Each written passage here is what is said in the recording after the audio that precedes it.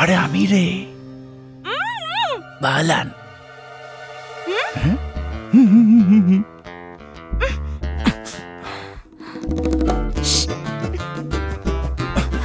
কোথায় নিয়ে যাচ্ছ? সুন্দর বেডরুম, দারুণ। তোমার কি হয়েছে? এই সময় এখানে এসেছো কেন তুমি? ও চিন্তা করো না, আরে কেউ দেখেনি, একটা কথা বলতে এসেছি, বলেই চলে যাব। বালান তুমি কি করছো? কি খোঁজো?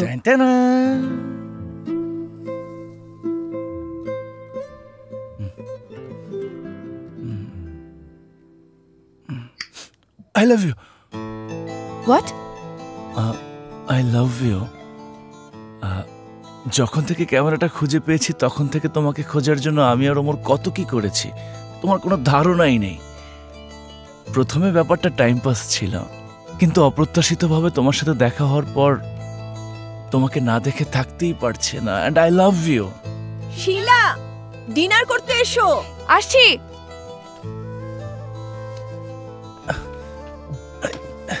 এখানে কি আরেকটা রুম? আমি না আসা পর্যন্ত চুপ করে বসে থাকবে।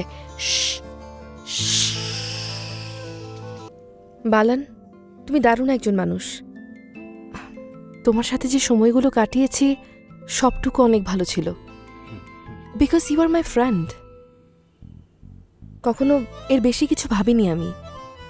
আর তোমার সাথে যে মেয়ের বিয়ে হবে সে আসলে অনেক, she'll be lucky.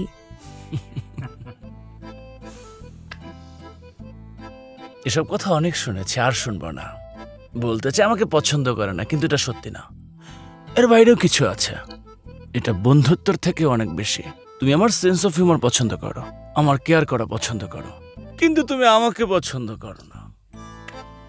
যাকে বিয়ে করবো সে মেয়ে নাকি লাকি হবে, তাহলে তুমি কেন সেই লাকি মেয়ে হতে চাও না? কেন তুমি আমার হাত ধরতে চাও না? বালান, আমি রাহুলকে কথা দিয়েছি। বালান বালান করো না তো, চুপ থাকো। কিসের অভাব আমার? আমার কি বুদ্ধি নেই? আমি কি হ্যান্ডসাম না? আমি কি অশিক্ষিত? বালান, জীবনে শুধু স্থিরতা প্রয়োজন। রাহুলের সাথে সেটা আমি পাই, কিন্তু তোমার উপরে বিশ্বাস আছে বালান তার পছন্দের মানুষকে একদিন নিশ্চয়ই খুঁজে পাবে।